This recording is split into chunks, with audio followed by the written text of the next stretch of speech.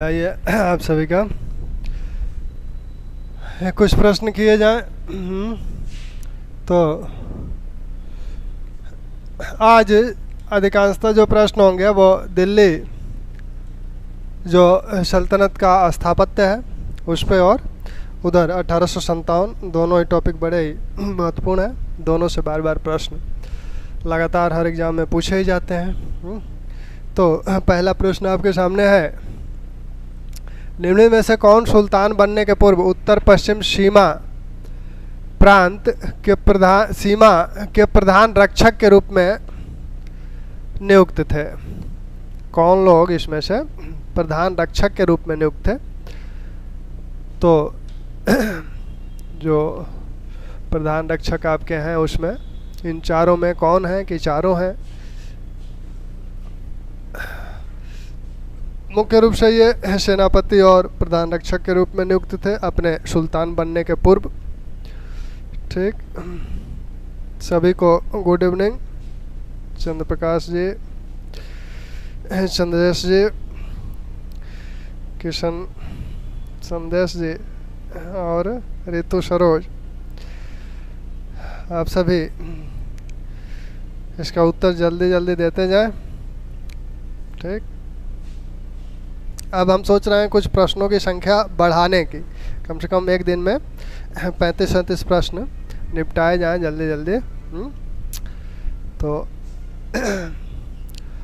अब जो है इन दोनों में जो जलालुद्दीन खिलजी है, जलालुद्दीन खिलजी को कैकुबाद ने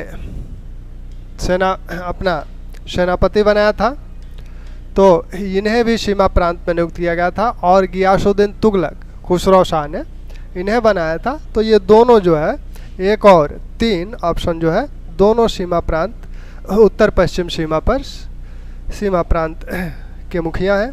ठीक, जलालुद्दीन खिलजी भी मंगोलों से संघर्ष किया था और बाद में हालांकि अपने वृद्धावस्था में सुल्तान बना, लेकिन सुल्तान बनने के पहले इसकी सैनिक उपलब्धियां अच्छी हैं और इसी निवाह पे इसको सेनापति बनाया गया था कैकुबाद द्वारा। और गियासुद्दीन तुगलक भी सीमा प्रांत में है, ये भी मुगलों से संघर्ष किए थे। स्थापत्य के संदर्भ में निम्नलिखित कथनों में से असत्य कथन को चिन्हित कीजिए। सल्तनत कालीन स्थापत्य के संदर्भ में निम्नलिखित कथनों में से असत्य कथन को चिन्हित करना है।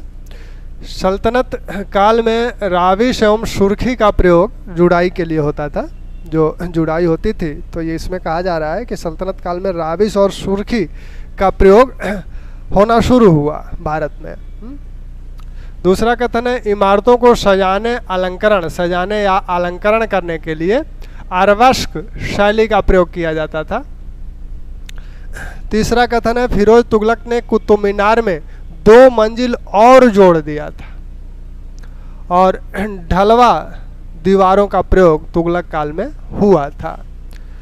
तो ये 4 विकल्प हैं आपके सामने, कौन सा इसमें से असत्य है, क्योंकि असत्य कथन चुनने को कहा जा रहा है। तो कोई आंसर आएगा?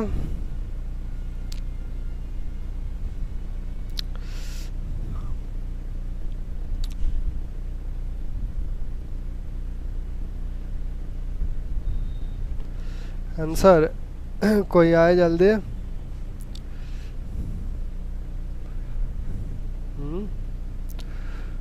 कोई आंसर मिले? कोई नहीं है? सभी सत्य हैं कि सभी असत्य हैं? कोई नहीं है सत्य या सभी असत्य हैं? इसमें आप देख रहे हैं सल्तनत काल में राविश और सुर्खी का प्रयोग हुआ है। ये कथन आपका नहीं, कोई कमेंट तो नहीं है।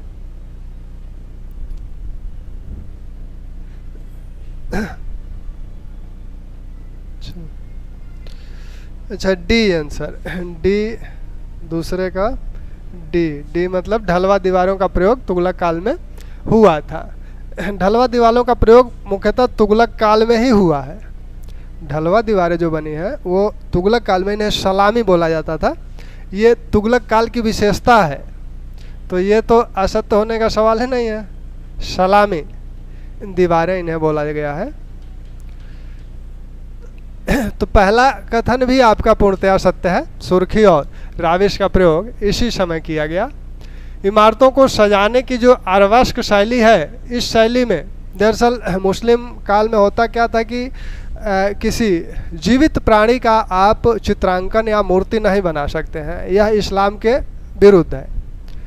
किसी जीवित प्राणी का चित्र बनाना या उसकी मूर्ति बनाना, मतलब जो जैसे पशु पंक्षी हों, जीव जंतु हों, इनके चित्र आप नहीं बना सकते और न ही इनकी मूर्ति बना सकते हैं। इस्लाम में यह वर्जित है। तो ऐसे में अलंकरण के लिए क्या किया जाता था? फूल पत्ते बनाए जाते थे, फूल पत्ते बनाए जाते थे और कुरान की आयतें लिखी जाती थी, अंकित की जाती थी।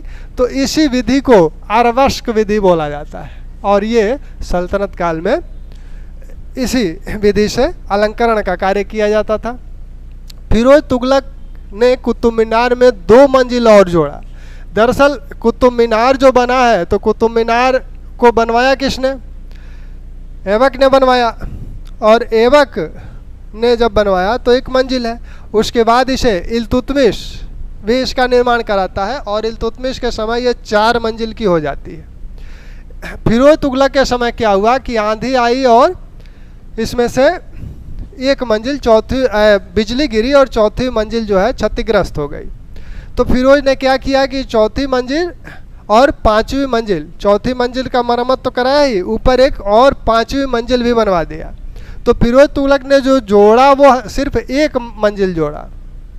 हालांकि निर्माण उसने चौथी का तो पुनर्निर्माण करवाया और जोड़ा, मंजिलों की संख्या बढ़ाया, तो उसमें 1 मंजिल की संख्या बढ़ाया। पहले ये 4 मंजिल थी, अब ये 5 मंजिल हो गई, अब ये 5 मंजिल हो गई। ठीक।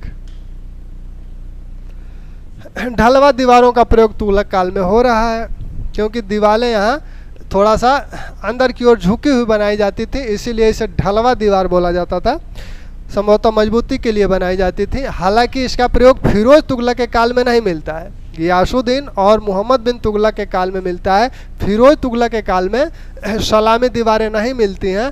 अगर सलामी दीवारों या ढलवा दीवारों की बात की जाती है तो ये तुगलक वंश की विशेषता है, तुगलक कालीन स्थापत्य की ये विशेषता है। तो इसमें आपका जो गलत आंसर है वो सी है। ठीक, सी, चंद्र प्रकाश जी ने जो आंसर सी दिया वह बिल्कुल सही है।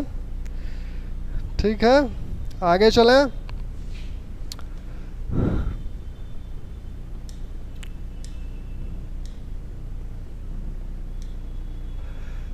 सूची 1 और सूची 2 को सुमिलित कीजिए और नीचे दिए गए कूट से सही उत्तर का चयन कीजिए। 1000 सितून, इधर इमारतें हैं, इधर निर्माता हैं। 1000 सितून का निर्माण किसने कराया? विजयी मंडल। तरकीन का दरवाज़ा लाल महल। तो ये जो इमारतें हैं और इनके जो निर्माता हैं, इनको हम लोग मिला लें। तो जल्दी मिलाइए इनको, बड़ा सीधा सा है, बहुत ही सिंपल सा प्रश्न है, तो जल्दी मिला दें आप लोग।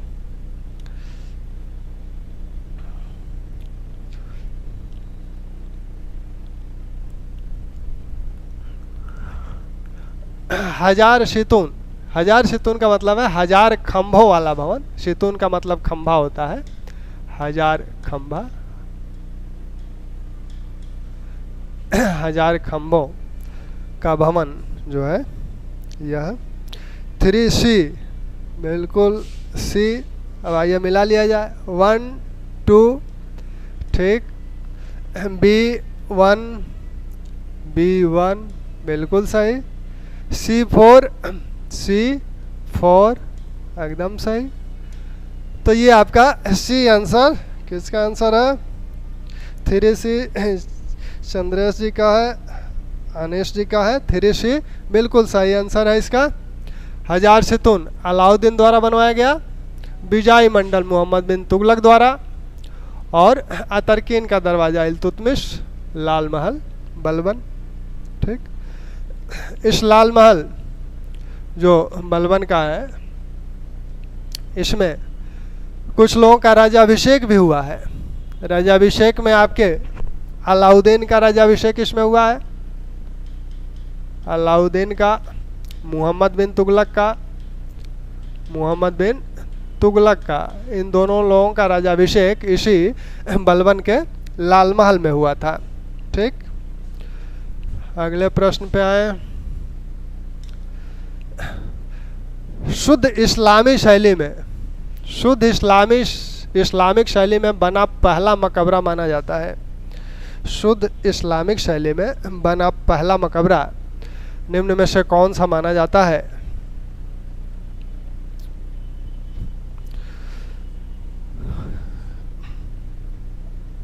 शुद्ध इस्लामिक शैली का मकबरा, इसका भी आंसर आप लोग सही देंगे।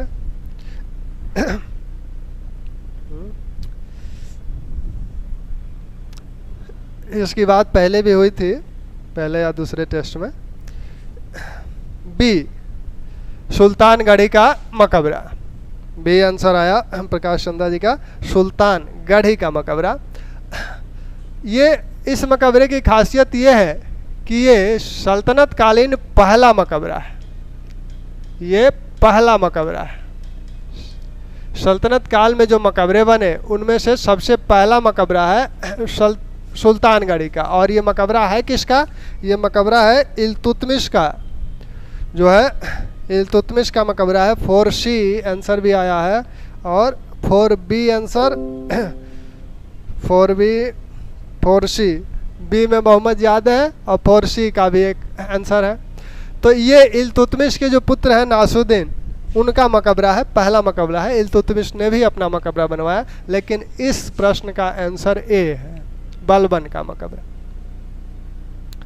बलबन का मकबरा पहला मकबरा है जो शुद्ध इस्लामी शैली का माना जाता है, क्योंकि इसमें जो मीनारें बनी है वो शुद्ध इस्लामी शैली में बनी है, इसीलिए इसे शुद्ध इस्लामी शैली का मकबरा माना जाता है। पहला मकबरा सुल्तानगढ़ी का है, इल्तुतमिश ने बनवाया अपने बड़े पुत्र नासुद्दीन के निधन के पश्चात। और इस्लामिक जो मकबरा है पहला शुद्ध इस्लामिक, वो आपका बलबन का मकबरा है। ठीक, ऐबक का मकबरा लाहौर में है। ठीक, चले आगे। वैज्ञानिक विधि से बनाया गया पहला गुंबद देखने को मिलता है निम्न में से किस इमारत में? वैज्ञानिक विधि से 4, अच्छा 4 तो हो गया था, हाँ 4 है, बिल्कुल सही आंसर अनिश जी। वैज्ञानिक विधि से बनाया गया पहला गुंबद देखने को मिला है इन इमारतों में से किस में?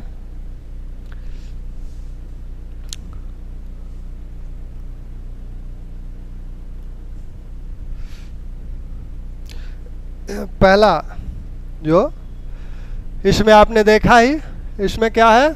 इसमें है कि पहली बार मीनार बनी है इस्लामिक ढंग की। और इस आंसर, इसका आंसर आएगा 5 का, 5 का आंसर, हाँ जो आपके समझ में आ रहा है वो आंसर दें, बाद में सही गलत तो होगा।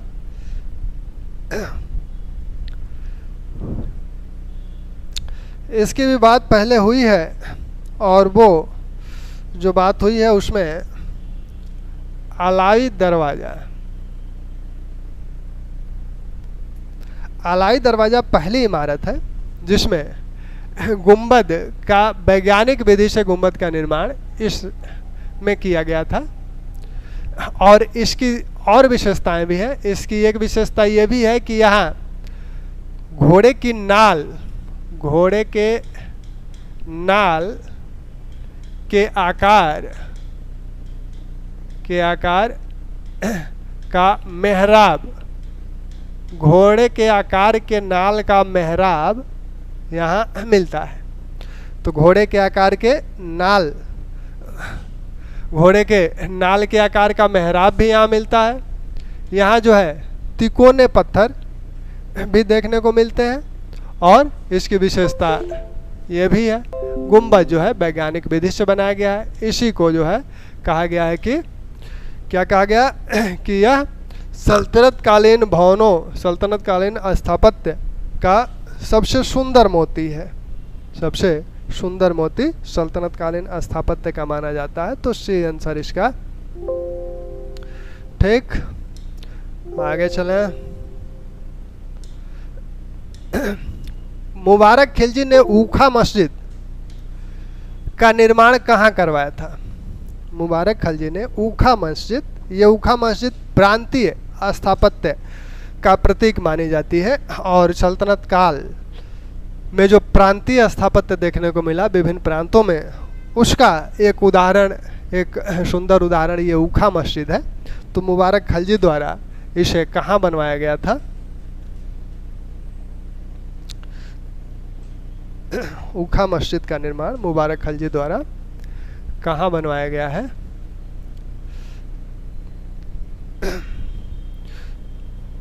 तो ये भी ध्यान रखिएगा कि ऊखा मस्जिद का निर्माण किसने बनवाया है, ये प्रश्न आता है, वो भी सही। और ये अगर कहा जा रहा है कि कहाँ बनवाया गया था, क्योंकि प्रांतीय शैली है, 4D बिल्कुल सही आंसर। भरतपुर में ऊखा मस्जिद का निर्माण करवाया गया था मुबारक खिलजी के समय में। आइए,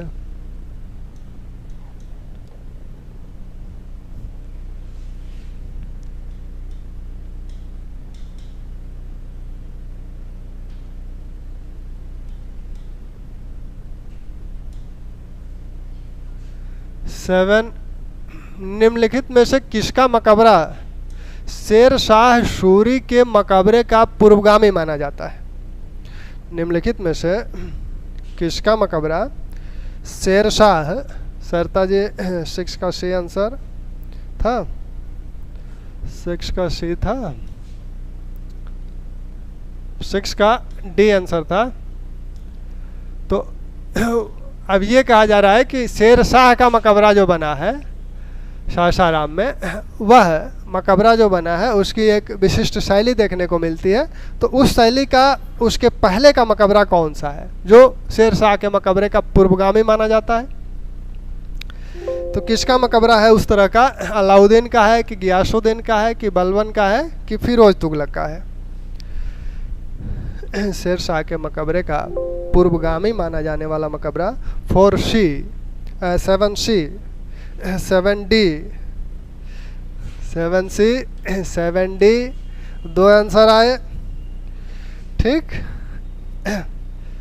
और कोई आंसर आएगा? 2 विकल्प और बचे हैं, सोच समझ लीजिए। सी, बिल्कुल सी। तो आप लोगों का कहना है सी, लेकिन डी गियासुद्दीन तुगलक का मकबरा। गियासुद्दीन तुगलक के मकबरे की खासियत ये है कि एक झील में कृत्रिम रूप से बनाया गया है। सासाराम के मकबरे की भी खासियत क्या है? वो भी एक झील में है और ये भी मकबरा एक झील में है, गियासुद्दीन का भी। और यह मकबरा जो है पंचभुजीय है। पंचभुजीय पहला मकबरा ये है, पंचभुजीय है और झील के अंदर निर्मित है, इसलिए इसे शेर शाह का के मकबरे का पूर्वगामी माना जाता है। ठीक,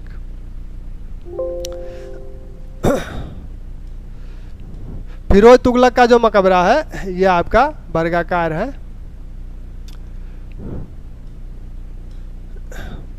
दिल्ली सल्तनत काल में किला निर्माण का प्रारंभकर्ता किसे माना जाता है? दिल्ली सल्तनत काल में किला निर्माण का प्रारंभकर्ता किसे माना जाता है? किलों का निर्माण किसने शुरू कराया?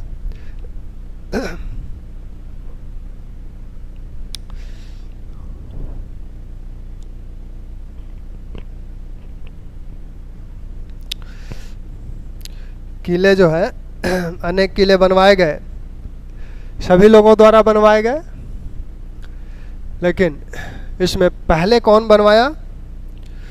तो सभी लोगों द्वारा दबका दिए। तब आप कालक्रम से निर्धारित कर लेंगे, लेकिन फिर भी सही नहीं होगा। कालक्रम से निर्धारित करेंगे तो 8B अलाउद्दीन अलाउद्दीन तो बहुत बाद की बात है। बलवन, एक महत्वपूर्ण इनका किला है गोपालगिरी, गोपालगिरी का किला। गोपालगिरी का किला इन्होंने मेवातियों से रक्षा के लिए बनवाई थी, दिल्ली की रक्षा के लिए, और दिल्ली के चारों कोनों पर इन्होंने एक एक किला बनवाया था दिल्ली की रक्षा के लिए। साथ में जो उत्तर पश्चिम की रक्षा की बात है, तो उत्तर पश्चिम सीमा से मंगोलों का आक्रमण लगातार हो रहा था। तो उस समय भी बलबन ने, हालांकि वहाँ उस तरह के किले तो नहीं बनवाए, जो पुराने किले थे उन्हीं से काम चले। तो उत्तर पश्चिम लाल महल भी इनका किला है, लाल महल भी बनवाया इन्होंने, जिसे आप देखें। तो ये बलबन माने जाते हैं।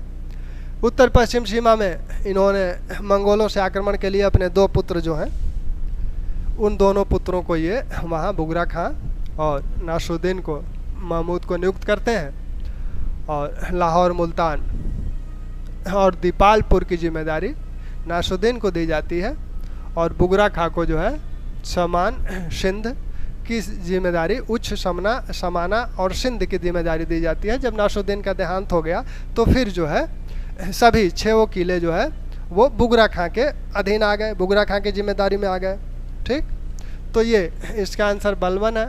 अलाउद्दीन द्वारा जो निर्माण कराए गए, तो उसमें आपने देखा ही, अलाउद्दीन से पहले कैकुबाद है, कैकुबाद ने किलोखरी किले का निर्माण करवाना शुरू किया, और इसे पूर्ण कराया जलालुद्दीन ने, इसे जलालुद्दीन ने पूर्ण कराया।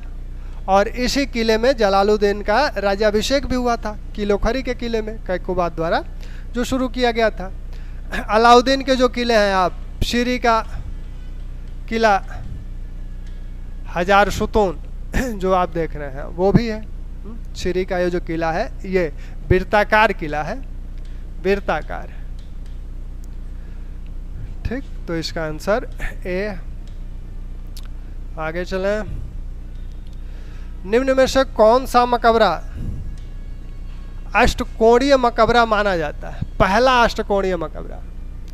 अष्टकोणीय मकबरे अनेक हैं, तो निम्न में से कौन सा पहला अष्टकोणीय मकबरा माना जाता है?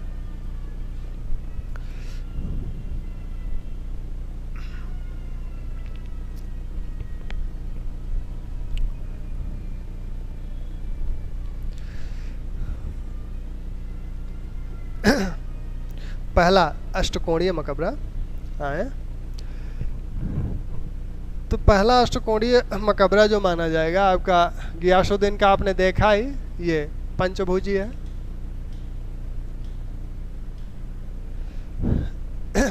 अलाउद्दीन का मकबरा वर्गाकार ही है। 9A बिल्कुल सही आंसर।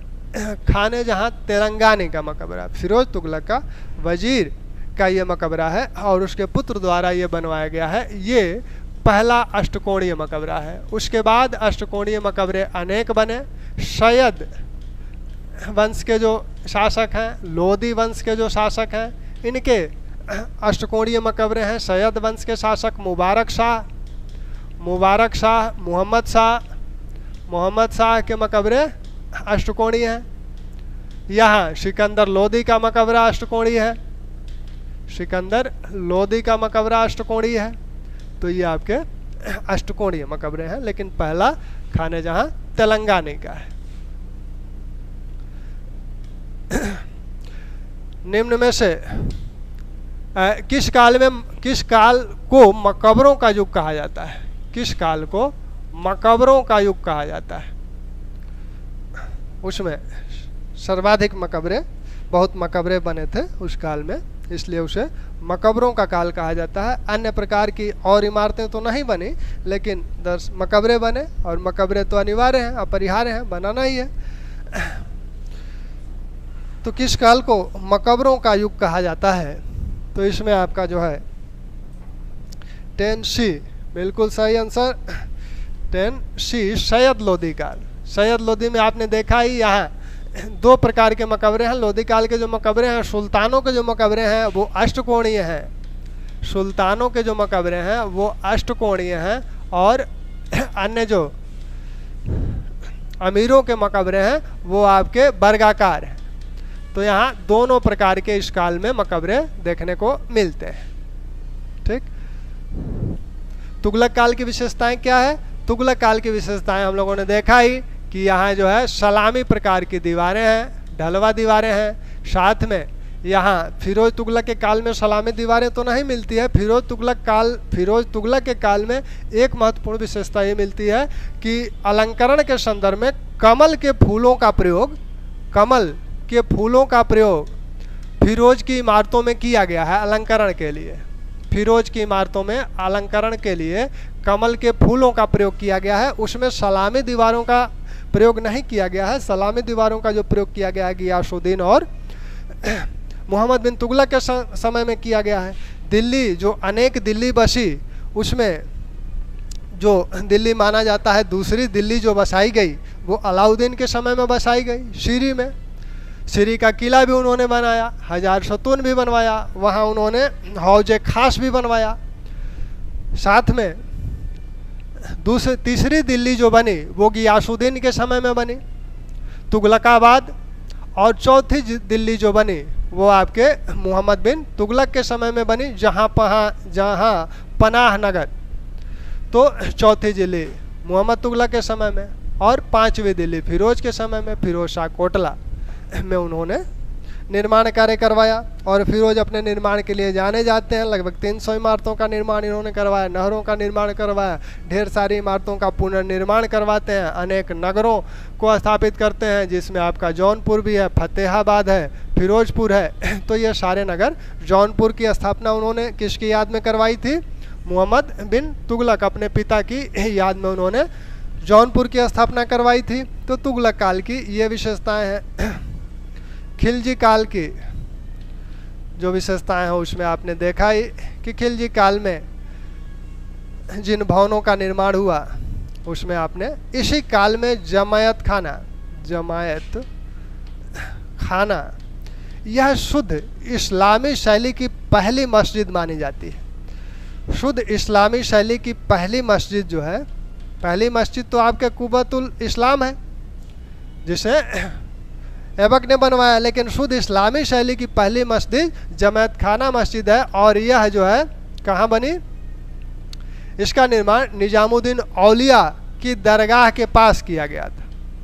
निजामुद्दीन औलिया की दरगाह के पास किया गया। और निजामुद्दीन औलिया का मकबरा किसने बनवाया? तो निजामुद्दीन ने कहा था कि हमारा मकबरा नहीं बनना चाहिए, हम खुले स्थान में निवास करना चाहते हैं। फिर भी मोहम्मद बिन तुगलक ने यहाँ इनका मकबरा बनवाया। ठीक,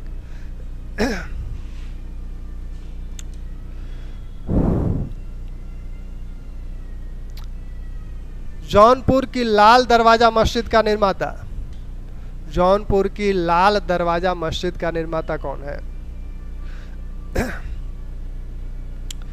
जौनपुर की लाल दरवाजा मस्जिद का निर्माता बीबी राजा।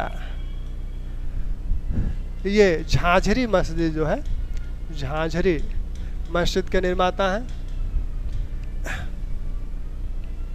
ठीक, जामा मस्जिद यहाँ फिरोज तुगलक ने शुरू कराया, बाद में इब्राहिम ने उसे पूरा कराया। ठीक,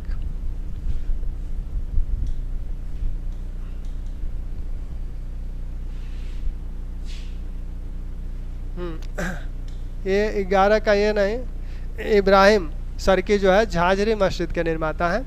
निम्न में से किस इमारत में हिंदू वास्तुशिल्प की विशेषताएं समान रूप से देखने को मिलती हैं? हिंदू वास्तुशिल्प की विशेषताएं समान रूप से देखने को मिलती हैं। हिंदू वास्तुशिल्प अनेक इमारतों में देखने को मिलता है, लेकिन इन चारों में किस में देखने को मिलेगा? सल्तनत कालीन अनेक इमारतों में। और उसके कारण भी हैं। अगर कथन कारण का कोई प्रश्न आ जाए कि सल्तनत कालीन कथन हो कि सल्तनत कालीन इमारतों में हिंदू वास्तुशैली भी देखने को मिलती है, कारण में कोई कथन हो कि चूँकि भारतीय कारीगरों द्वारा कार्य किया गया, तो ये दोनों कथन कारण सही होंगे। क्योंकि ये लोग वहाँ से मंगोल आक्रमण जब शुरू हो गए तो मंगोल आक्रमण होने के कारण तुर्की से और ईरान से जो शिल्पी थे उनका आना मुश्किल हो गया। तो ऐसे में इन्हें भारतीय शिल्पकारों से ही कार्य चलाना पड़ा। तो जब भारतीय शिल्पकार जिस विधि को जानता है, लाख आप बताएं, लेकिन वह जिस बुद्धि में पारंगत है कहीं ना कहीं वो देखने को मिल ही जाएगा। तो वही चीज़ें यहाँ देखने को मिली। प्रारंभिक जो इमारत है 2.5 दिन का झोपड़ा ऐबक द्वारा बनवाया गया। विग्रहराज चतुर्थ द्वारा यहाँ सरस्वती मंदिर बनवाया गया था। विग्रहराज चतुर्थ द्वारा सरस्वती मंदिर बनवाया गया था और इसी को तोड़कर इस 2.5 दिन के झोपड़े का निर्माण हुआ। तो इतिहासकारों का मानना है संभवतः 2.5 दिन या 2.5 वर्ष में यह बनाया गया होगा, इसीलिए 2.5 दिन इसका नाम दिया गया। इस पर विग्रहराज चतुर्थ की जो कृति है हरिकेली, इसकी कुछ पंक्तियाँ इस पर अंकित हैं। हरिकेल की कुछ पंक्तियाँ 2.5 दिन के झोपड़ा पर अंकित हैं। ठीक। अतरकीन का दरवाज़ा किसने बनवाया था? अतरकीन का दरवाज़ा इल्तुतमिश ने बनवाया है। कहाँ बनवाया है इसे? नागौर में इसे बनवाया था। इल्तुतमिश को जो निर्माण कर रहे हैं बदायूं में बहुत हैं। बदायूं में इसने जामा मस्जिद का निर्माण करवाया। यहाँ हौजे शमशी ईदगाह, तो हौजे शमशी, जामा मस्जिद, शमशी ईदगाह, हौजे शमशी इसका वंश है, और शमशी ईदगाह का निर्माण करवाया। ठीक। निम्न में से कौन सा ग्रंथ तुर्की भाषा में लिखा गया था? निम्न में से कौन सा ग्रंथ तुर्की भाषा में लिखा गया था? तबकात नासिरी, तहकीक हिंद, ताजुल माशिर, खजान उल फुतूह।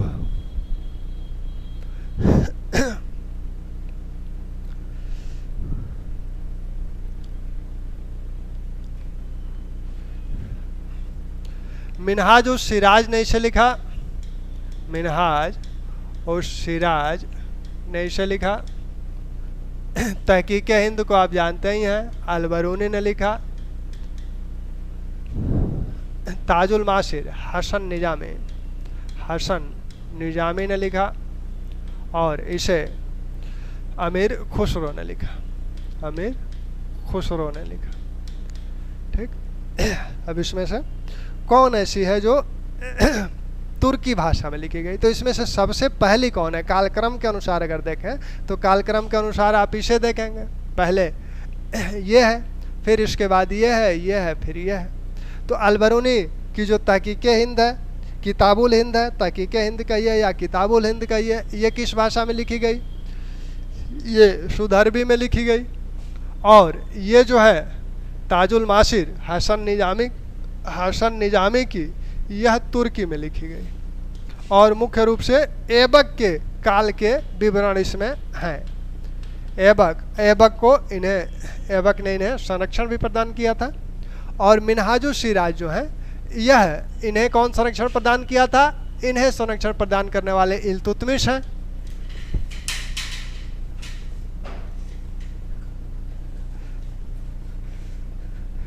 तो इन्हें संरक्षण प्रदान करने वाले इल्तुतमिश हैं। ठीक। तो इसमें ये जो आंसर है सी, ताजुल माशिर। इस पुस्तक की एक और विशेषता है कि यह इस्लाम के उदय से शुरू होती है और आपके नासरुद्दीन महमूद तक आती है। और इसी ने दिल्ली सल्तनत का आदर्श सुल्तान किसे कहा? नासरुद्दीन महमूद को कहा। तो इल्तुतमिश के बाद जो उसके उत्तराधिकारियों के काल में भी ये हैं, और इस कृति को इन्होंने नासरुद्दीन महमूद को समर्पित किया और उसे ये आदर्श सुल्तान मानते हैं। और इसकी विशेषता ये है कि यह इस्लाम के उदय से शुरू होती है। इस्लाम के उदय से शुरू होती है और ये जहाँ समाप्त होती है वहीं से बरनी अपना विवरण शुरू करते हैं। बरनी पहले विश्व इतिहास लिखना चाहते थे, लेकिन देखे कि ये शुरू का इतिहास पहले ही लिखा जा चुका है, तो वो यहाँ से अपनी शुरुआत करते हैं। ठीक।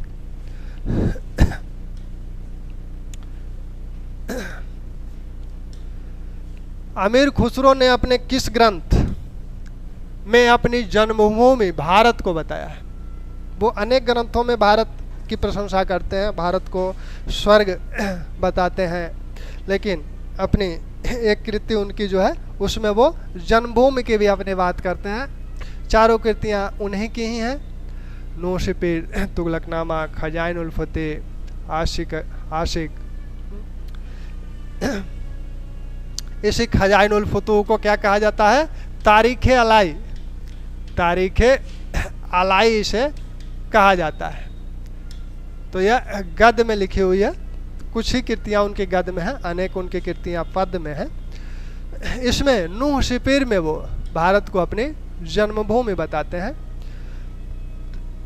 आशिक को उन्होंने खिज्र खां के आदेश पर लिखा था। खिज्र खां के आदेश पर उन्होंने आशिक की रचना की थी। और ये खिज्र खां अलाउद्दीन के पुत्र हैं। इनका विवाह किससे हुआ? देवल देवी से हुआ।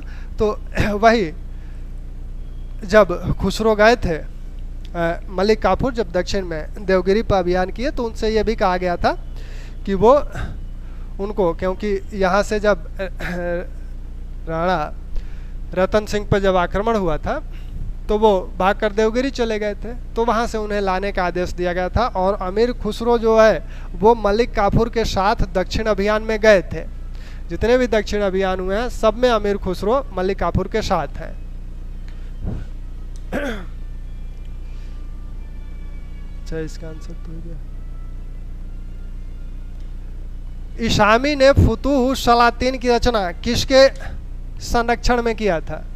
इशामी की रचना है फुतूह उस सलातीन। इशामी की कृति है फुतूह उस सलातीन।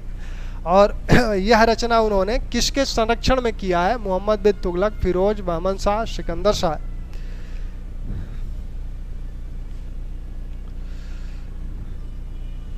तो यहाँ इशामी जो है प्रारंभ में वो मोहम्मद बिन तुगलक के काल में है। मोहम्मद बिन तुगलक के काल में प्रारंभ में है। लेकिन मोहम्मद बिन तुगलक ने जब दौलताबाद राजधानी स्थानांतरित कर दी तो उसके साथ सभी गए, ये भी गए। लेकिन इनके दादा का निधन यात्रा के दौरान बड़े कष्टपूर्ण ढंग से हुआ। इससे ये खफा हो गए मोहम्मद बिन से। और फिर ये दौलताबाद से जब मोहम्मद बिन लौट आए या लौटने का आदेश दिए तो ये नहीं आए, ये वहीं रह गए। और बाद में जब बहमन शाह ने बहमनी वंश की स्थापना की तब वही ये बहमन शाह के संरक्षण में चले गए और वहीं इन्होंने फुतूह उस सलातीन की रचना की। ठीक।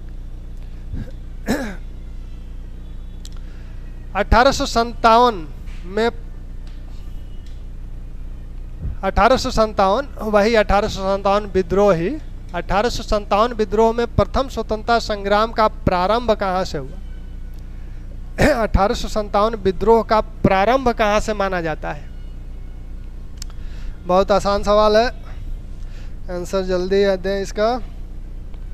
16 नंबर का 1857 का प्रारंभ कहाँ से माना जाता है?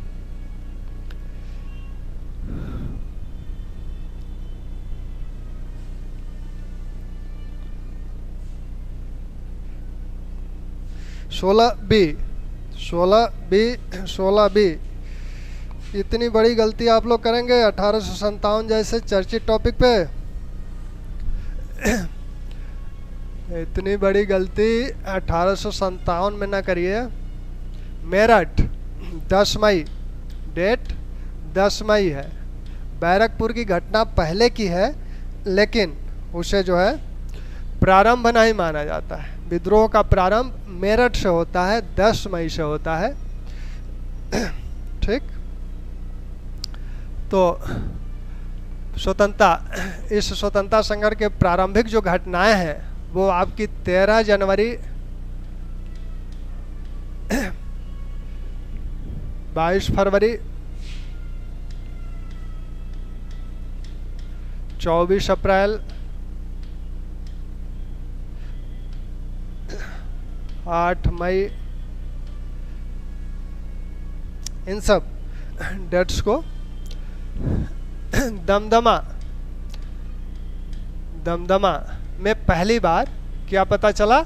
कारतूस जो बना था, कारतूस जो पहले जो बंदूकें चलती थी, उसके बाद दूसरी एनफील्ड राइफल्स आई, ब्राउन ब्रास पहली बंदूक 1857 के पहले किस तरह की बंदूक है सैनिकों को दी जाती थी, वो ब्राउन ब्रास नाम उसे दिया जाता था। और 1857 में जिन बंदूकों को नई बंदूकें जो लाई गई वो न्यू इनफील्ड राइफल्स के नाम से जानी गई। तो इनफील्ड राइफल्स में जो कारतूस प्रयोग किया जाता था उसमें गाय या सूअर की चर्बी का प्रयोग किया जाता था। ये दमदमा से शुरू हुआ और यहाँ 23 जनवरी 1857 को पहली बार यहाँ सैनिकों ने इनकार कर दिया चीज़ को लेने से। यहाँ भी वही बात हुई। यहाँ जो है 22 फरवरी को आपको जो मंगल पांडे हैं उन्होंने बैरकपुर में 29 मार्च को बैरकपुर में मंगल पांडे ने लेने से इनकार कर दिया और उन्होंने अपने 2 अधिकारियों की हत्या कर दी, बाघ की हत्या कर दी उन्होंने तलवार से, और गोली भी चला दी उन्होंने। तो इस तरह से आप इसमें मेरठ को ही ध्यान रखें, क्योंकि मेरठ में जो विद्रोह हुआ है, मेरठ वाला जो विद्रोह है वो आपका 24 अप्रैल को, यह 24 अप्रैल को यहाँ सिपाहियों ने 99 सिपाहियों ने तीसरी कावलरी के सिपाही थे और इन्होंने 99 सिपाहियों ने इनकार कर दिया इस कारतूस के प्रयोग से। बाद में इन पर क्या हुआ, इन पर मुकदमा चला और 85 सिपाहियों को 10 वर्ष की सजा दी गई। इसी के बाद विद्रोह प्रारंभ हुआ। ठीक। 1857 में अवध का चीफ कमिश्नर कौन था? 1857 में अवध का चीफ कमिश्नर, क्योंकि अवध का जब विलय कर लिया गया तो विलय करने के बाद उसे चीफ कमिश्नर का छत्र बना दिया गया, तो वहाँ चीफ कमिश्नर के रूप में नियुक्ति हुई थी। तो 1857 में अवध का चीफ कमिश्नर कौन था? तो इसमें आपके जो आंसर है उसका डी, इनमें से कोई नहीं, हेनरी लॉरेंस अवध में चीफ कमिश्नर नियुक्त किए गए थे और इन्हीं के समय विद्रोह हुआ और ये हेनरी लॉरेंस 1857 विद्रोह में मारे भी गए। चूँकि हेनरी लॉरेंस भारत में जो अनेक ब्रिटिश सैनिक थे उनके अत्याचारों की आलोचना करते थे, इन्होंने कहा भी था 1857 विद्रोह के समय कि यह सब जॉन लॉरेंस, एल्फिस्टनो, जॉनसनो आदि का कृत्य का परिणाम है। तो इस तरह की आलोचना भी उन्होंने की थी। हालांकि 1857 में लखनऊ में हेनरी लॉरेंस मारे गए।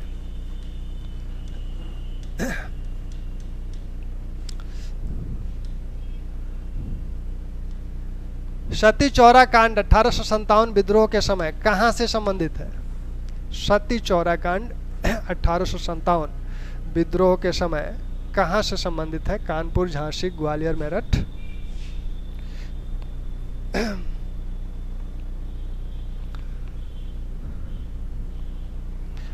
सती चौरा कांड, यहाँ अंग्रेजों की हत्या की गई थी और एक तरह से सामूहिक हत्या की गई थी। यह एक घाट था गंगा नदी पे और अंग्रेज़ों ने जब आत्मसमर्पण किया था तो उन्हें आश्वासन दिया गया था कि उन्हें वहाँ से इलाहाबाद भेज दिया जाएगा, लेकिन अंततः उनकी हत्याएं की गई। तो यह कहाँ से संबंधित है? ए 18-1 कानपुर। व्हीलर यहाँ मारा भी गया। इसी सती चौरा में व्हीलर कानपुर का जो सैन्याधिकारी था वो मारा भी गया।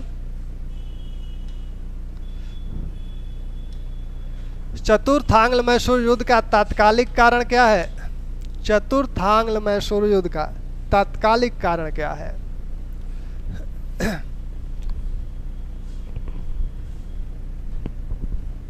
चतुर्थ आंग्ल मैसूर युद्ध का तात्कालिक कारण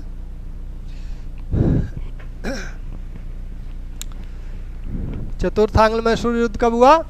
1799। 1799 में उस समय कौन?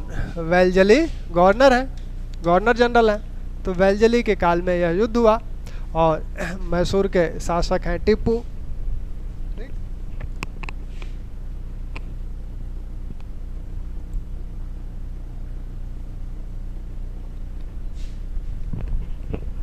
मैसूर के शासक टीपू हैं। 19D, टीपू द्वारा अंग्रेजों की अधीनता न स्वीकार करना। बिल्कुल सही। अब इसमें आपको चारों विकल्पों में आप देखेंगे तो सबसे बेहतर विकल्प जो है टीपू द्वारा दरबार से अंग्रेज रेजिडेंट हटा देना। इसका कोई मतलब नहीं है। अंग्रेजों की मैसूर हड़पने की तीव्र इच्छा तो पहले से ही है। टीपू का फ्रांसीसियों से गठबंधन, इस C और D में आपको चूज करना है सबसे बेहतर विकल्प। तो यहाँ आप देखेंगे कि टीपू का फ्रांसीसियों से गठबंधन ये तो पहले से भी है। तृतीय आंग्ल मैसूर युद्ध में भी वो टीपू जो है तुर्की को अपना दूत भेजता है, इस्तांबुल भेजता है, फारस भेजता है, अफगानिस्तान भेजता है। तो वहाँ वो दूतों को पहले से ही भेज रहा है। फ्रांसीसियों से गठबंधन उनका पहले से ही है। लेकिन यहाँ वेल्जली की जो नीति है संधि की, यानी सहायक संधि की, तो वह इनसे भी कराना चाहता है और टीपू ने इससे इनकार किया था। तो इसलिए यह युद्ध आपका सबसे सटीक विकल्प D बिल्कुल सही आप लोगों ने दिया। 20 सूची 1 और सूची 2, सूची 1 सूची 2 को सम्मिलित कीजिए। ये 1857 विद्रोह के नेता हैं और विद्रोह का स्थान यानी कहाँ इन्होंने नेतृत्व किया था। तो मनीराम दीवान, नवाब हामिद अली खां, मौलवी अहमदुल्ला, लियाकत अली।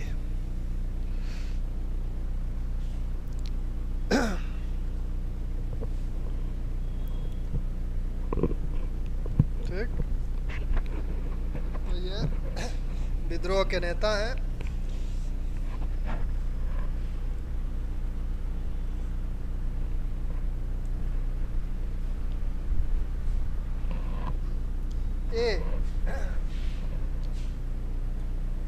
एक 2 3 4 बिल्कुल सही आंसर A। ये जो मौलवी अहमदुल्ला हैं फैजाबाद, इन्होंने ही क्या किया था, फतवा जारी किया था। और इन्होंने गुरिल्ला युद्ध, जब अवध का विलय हो गया, अवध पर अंग्रेजों ने नियंत्रण स्थापित कर लिया, तब इन्होंने गुरिल्ला युद्ध का भी प्रयोग किया था 1857 में। ठीक,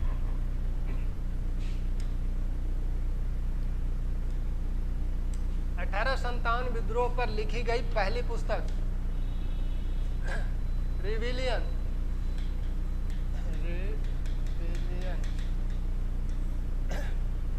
the sepoy mutiny and the revolt of 1857, जैसे जान the causes of the Indian revolt, the Indian war of independence. हाँ, अहमदुल्ला पे 50,000 का इनाम भी था।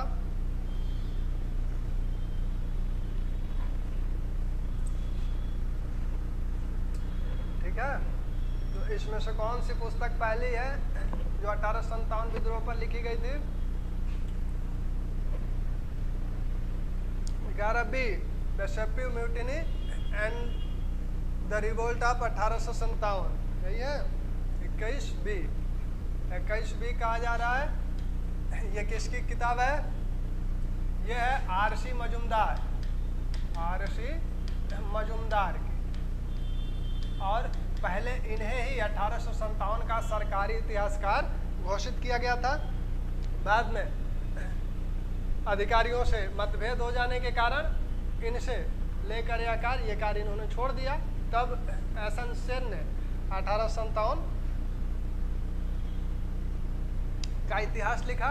एसन सेन ने किस नाम से लिखा? 1857 नाम से 1857 का इतिहास लिखा है। यह जो किताब है यह सर सैयद अहमद खां की है, सर सैयद अहमद खां की। और उस समय ये क्या थे? उस समय ये बिजनौर में कंपनी के अधीन। अच्छा सॉरी, माइक जो है हट गया था। तो ये जो है the sepoy mutiny and the revolt of 1857 R C. Majumdar की किताब है। पहले सरकारी इतिहासकार नियुक्त किए गए थे, लेकिन शासकीय सरकारी अधिकारियों से मतभेद हो जाने के कारण व्याख्या के संदर्भ में ये कार्य इन्होंने छोड़ दिया। तत्पश्चात एसनसेन को ये कार्य सौंपा गया और एसनसेन ने 1857 नाम से किताब लिखी। वही सरकारी इतिहास माना जाता है 1857 का। यह किताब the essays on the causes of the Indian revolt, sir Syed Ahmad Khan ने उस समय बिजनौर में सदर अमीन के पद पर तैनात थे और उस समय इन्होंने उसके बाद यह किताब लिखी। यही सबसे पहली पुस्तक मानी जाती है 1857 के। यह पुस्तक आपका वीर सावरकर द्वारा रचित की गई और 1909 में यह लिखी गई। रिविलियन 1857 पूरन चंद जोशी द्वारा लिखी गई, पूरन चंद जोशी द्वारा लिखी गई है। ठीक,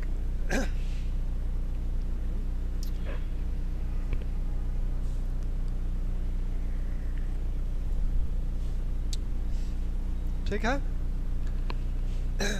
अब इस किताबों में इन लोगों ने क्या क्या कहा 1857 के विद्रोह की जो प्रकृति है। चलिए, संभवतः प्रकृति से संबंधित कोई क्वेश्चन होगा। अच्छा, पहले इसको मिला लें। सूची 1 सूची 2 को सम्मिलित कीजिए नीचे दिए गए कूट से। अब ये जो अंग्रेज सेना नायक हैं, ये कहाँ पे तैनात थे या कहाँ से संबंधित थे?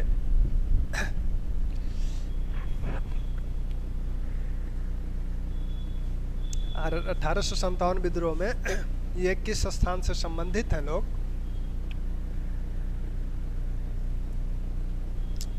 तो आपने अभी देखा ही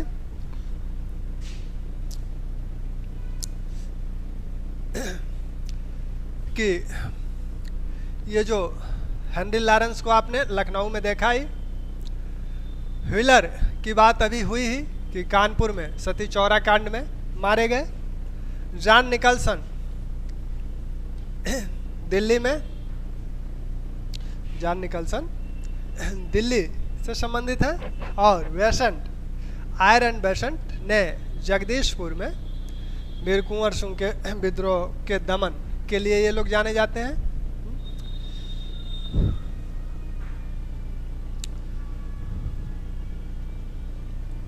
ठीक है।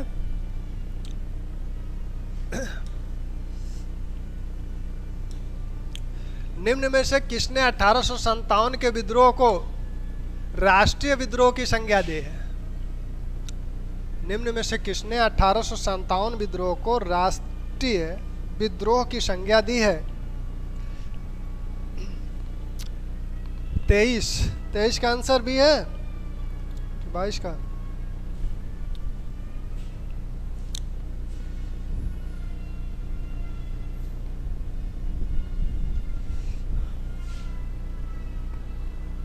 तेईस का आंसर, 23 का आंसर ए, डिजरेली, बिल्कुल सही आंसर। ये विपक्षी दल के नेता हैं उस समय ब्रिटेन के, और इन्होंने इसे राष्ट्रीय विद्रोह की संज्ञा दी है। इस विद्रोह के विषय में तमाम बातें जो बताई गई हैं, इस विद्रोह की प्रकृति कैसी थी, क्या था ये, उसके विषय में वीर सावरकर ने जो कहा था वो कह रहे हैं कि ये प्रथम स्वतंत्रता संग्राम है, प्रथम है और राष्ट्रीय है। यह प्रथम है, राष्ट्रीय है, स्वतंत्रता संग्राम है, ऐसा कह रहे हैं वीर सावरकर। एसएन सेन भी इसे स्वतंत्रता संग्राम मान रहे हैं। एसएन सेन का भी मानना है यह स्वतंत्रता संग्राम है, लेकिन मजूमदार और एसएन सेन दोनों का यह मत है। मजूमदार और एसएन सेन दोनों ये मानते हैं कि यह राष्ट्रीय नहीं है, यह राष्ट्रीय नहीं है। दोनों इस बात से सहमत हैं कि यह राष्ट्रीय नहीं है। मजूमदार कहते हैं यह न तो प्रथम है, न राष्ट्रीय है, न स्वतंत्रता संग्राम है। वीर सावरकर के ठीक उल्टा आर.सी. मजूमदार कहते हैं। लेकिन एसएन सेन कहते हैं कि यह स्वतंत्रता संग्राम है, और स्वतंत्रता संग्राम कैसे है उसके संदर्भ में वो कहते हैं कि स्वतंत्रता संग्राम इसलिए है क्योंकि सैनिकों ने जाकर बहादुर शाह जफर को अपना नेता मान लिया। यानी वह जो ब्रिटिश कालीन शासन व्यवस्था है उसे वो हटाना चाहते थे और फिर वही पुरानी शासन व्यवस्था को स्थापित करना चाहते थे, इसलिए इसे स्वतंत्रता संग्राम कहा जाएगा। लेकिन राष्ट्रीय नहीं है। एसन सेन कहते हैं कि जब किसी भी देश के अधिकांश लोग जब किसी विद्रोह में शामिल हो जाते हैं तो उसे राष्ट्रीय कहा जाता है, लेकिन दुर्भाग्य से यहाँ अधिकांश लोग नहीं शामिल हुए, इसलिए इसे राष्ट्रीय नहीं कहा जाएगा। ठीक, तो स्वतंत्रता संग्राम तो माना ही जाएगा। जो ब्रिटिश इतिहासकार हैं वो इसे सैनिक विद्रोह कहने पे तुले हुए हैं, वो इसे सैनिक विद्रोह कह रहे हैं। सैनिक विद्रोह कहने में लॉरेंस शीले इसे सैनिक विद्रोह सीधे सीधे कहते हैं। लॉरेंस शीले इसे सैनिक विद्रोह कह रहे हैं।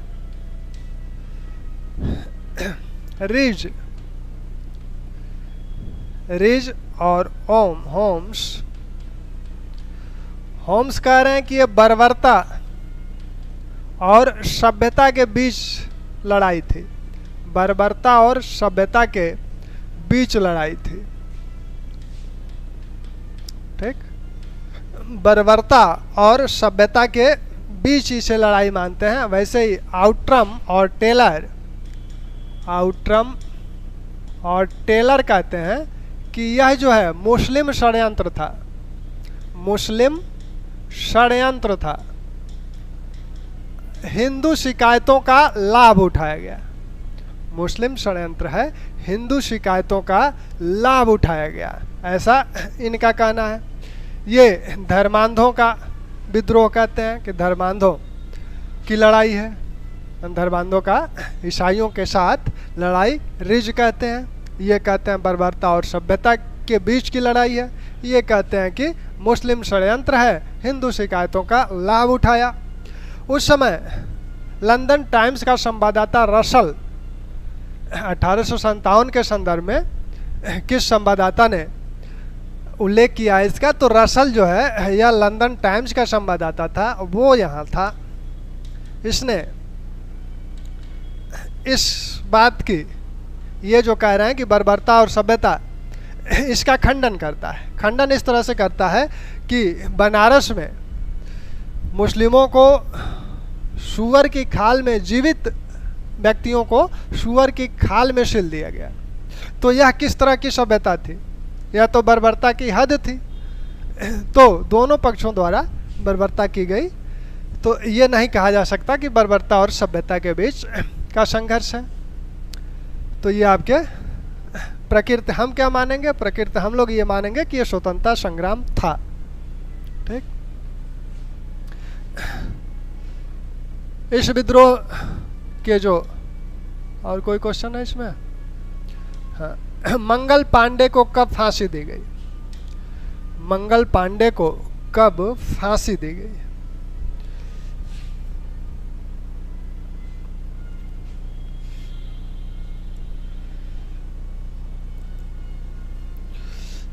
मंगल पांडे को जो फांसी दी गई वो आपको, अब इसमें से दो ही तिथि है, विकल्प आपके पास दो ही है। अगर मंगल पांडे का एक डेट आपको याद है तो आप इस प्रश्न में दो विकल्प को बड़े आसानी से हटा देंगे।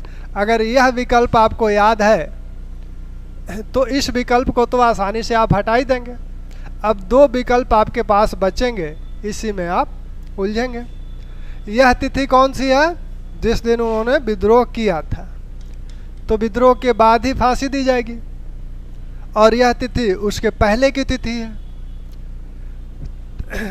तो यह जो फांसी दी गई 8 अप्रैल 1857 को दी गई। 34वीं एनआई के सैनिक हैं। 34वीं एनआई को भंग कर दिया गया, नेटिव इन्फेंट्री, और इन्हें 8 अप्रैल 1857 को फांसी दे दी गई। इन्होंने बाग और हिरसन दो लोगों को हत्या की थी।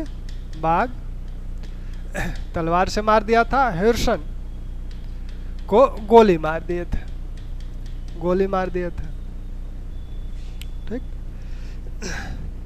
1857 विद्रोह के अन्य जो नेता हैं, जैसे बरेली में कौन है, आपके इलाहाबाद तो हो ही गया था, उसी में था। अवध में आप देख रहे हैं कि अवध का विद्रोह कब हुआ, अवध में विद्रोह कब हुआ, कानपुर में कब हुआ, झांसी में कब हुआ। तो अवध का जो विद्रोह होता है वह 4 जून को शुरू हो जाता है। 30 मई को छिटपुट शुरू होता है, लेकिन बेगम हजरत महल इसमें 4 जून को आती हैं। तो ये शुरू होता है 4 जून से। दिल्ली का जो संघर्ष है उस पे दिल्ली पे पुनः अधिकार कब कर लिया गया, तो वो तिथि भी ध्यान रखिएगा। 20 सितंबर 1857 को, 20 सितंबर 1857 को दिल्ली पर पुनः अधिकार कर लिया गया। यहाँ 4 जून को विद्रोह हुए, कानपुर में भी 4 जून को विद्रोह हुए, 5 जून को हुए। और आपका बेगम हजरत महल नेपाल भाग गए। बेगम हजरत महल ने किसे आगे किया था, उनके पुत्र जो हैं उनका नाम है विरजिश कादिर, विरजिश कादिर। तो विरजिश कादिर इनके पुत्र हैं और इनके नाम पर इन्होंने विद्रोह किया। कानपुर में विद्रोह के नेता आप जानते ही हैं, नाना साहब हैं। और नाना साहब का प्रारंभिक नाम दो पंथ है। नाना साहब के जो सेनापति हैं तात्या टोपे हैं, और तात्या टोपे बाद में ग्वालियर चले गए। जब यहाँ पतन हो गया तो कानपुर का, वहाँ जाकर इन्होंने जो झांसी की सेना के साथ शामिल हो गए। बाद में इन्हें सिंधिया के सामंत ने पकड़ लिया और अप्रैल 1959 में इन्हें फांसी दे दी गई।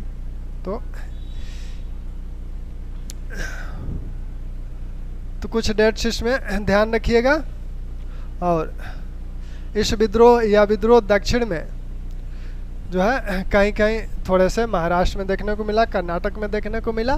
दक्षिण में इसका बहुत प्रभाव नहीं है इस विद्रोह का। तो 1857 विद्रोह की बातें। 1857 विद्रोह के बाद, 1857 विद्रोह के बाद क्या हुआ, परिणाम इसका क्या हुआ। पहली बात तो इसके कारण से भी प्रश्न बनते हैं कि कारण क्या था।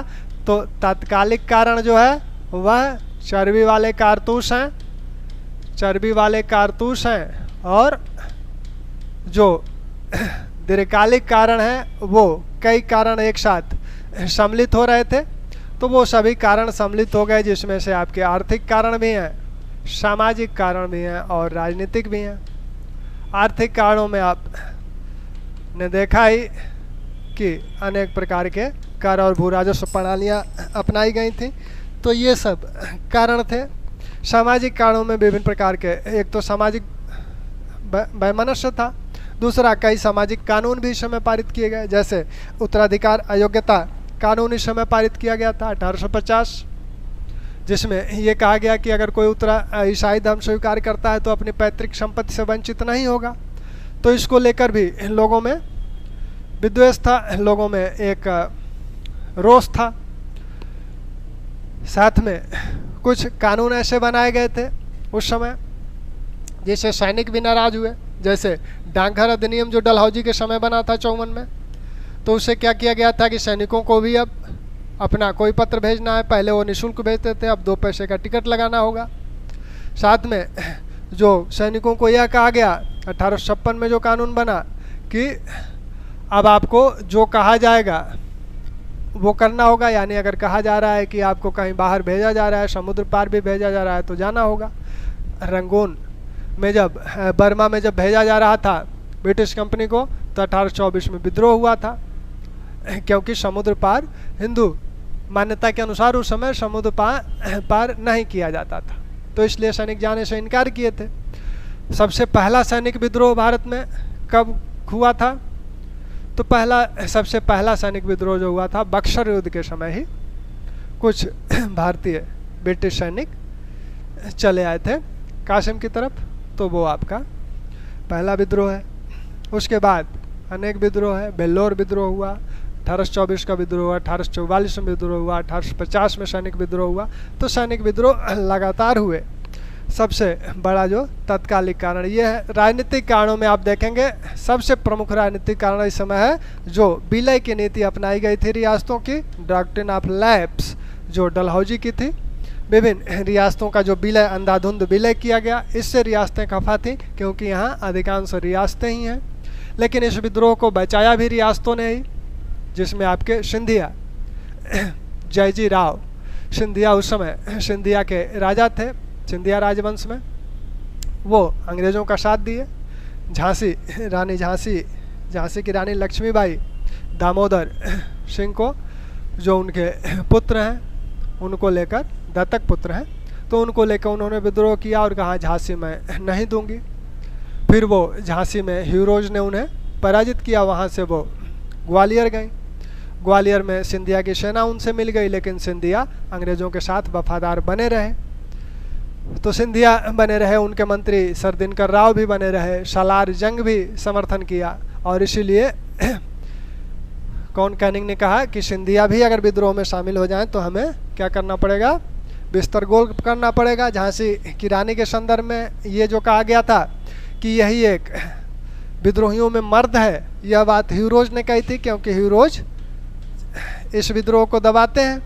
यहाँ के विद्रोह को, झांसी के विद्रोह का दमन करने वाले ह्यूरोज हैं। और इस समय जो सेनापति आए थे वो कैंपबल हैं।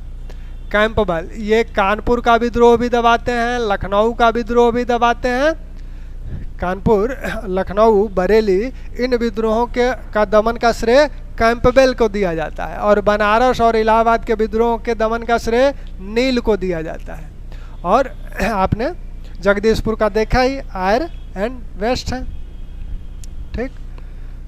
तो 1857 का जो कारण है, कारण के बाद इसके जो परिणाम निकले, परिणाम में आपने देखा कि महारानी की घोषणा हुई। महारानी की घोषणा जब हुई तो उसको कैनिंग ने इलाहाबाद में जो पढ़ के सुनाया। तो अब जो नीतियाँ थी सामाजिक कानून बनाने की, उसको त्याग दिया गया। जो विलय की नीति थी उसको त्याग दिया गया। 1858 का अधिनियम आया। उस अधिनियम में क्या किया गया, गवर्नर जनरल को वायसराय भी बनाया गया और कंपनी को समाप्त कर दिया गया। यानी नाम का प्रभाव ये देखा गया कि कंपनी का शासन था, अब कहने को ये रहेगा कि अभी तक कंपनी का शासन था, अब हम अपने हाथ में शासन ले लिए हैं, अब ऐसा नहीं होगा। तो इसलिए कंपनी को हटा के पुनः खुद अपने शासन ब्रिटिश सरकार ने ले ली, और वहाँ जो है board of control, court of directors को नामक संस्थाओं को समाप्त कर दिया गया। अब भारत सचिव और उसकी परिषद नामक एक निकाय बना और उससे भारत सरकार निर्देशित होने लगी, ठीक। तो ये सारी चीज़ें आपके 1857 विद्रोह के संदर्भ में याद रखने की बातें हैं, ठीक। तो इन विद्रोहों को, ठीक है, कुछ पूछना है, कुछ पूछना हो तो पूछें।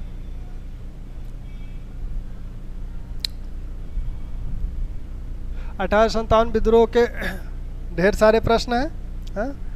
तो कोशिश ये बीच बीच में भी 1857 से प्रश्न आपके रहेंगे, ठीक। जीनत महल को भी ध्यान रखिएगा। जीनत महल कौन है इसमें? जीनत महल बहादुर शाह जफर की पत्नी है, और बहादुर शाह जफर पर जब केस चला गया तो मेजर हैरियट उस केस की सुनवाई किए और उन्हें जो है रंगून भेज दिया गया, देश निष्कासित किया गया। जीनत महल भी उनके साथ गए। वहीं 1862 में उनका निधन हो गया।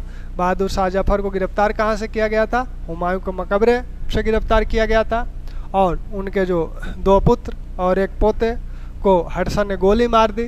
निकलसन तो मारा गया था, लेकिन हडसन ने उन तीनों को पकड़ के लाल किले के सामने गोली मार दी, जिसमें आपके मिर्ज़ा मुग़ल, मिर्ज़ा ख्वाजा सुल्तान और मिर्ज़ा अबू बकर 2 पुत्र हैं इनके। पहले मिर्ज़ा मुग़ल, मिर्ज़ा ख्वाजा सुल्तान ये पुत्र हैं, और मिर्ज़ा अबू बकर ये इनके पोते हैं।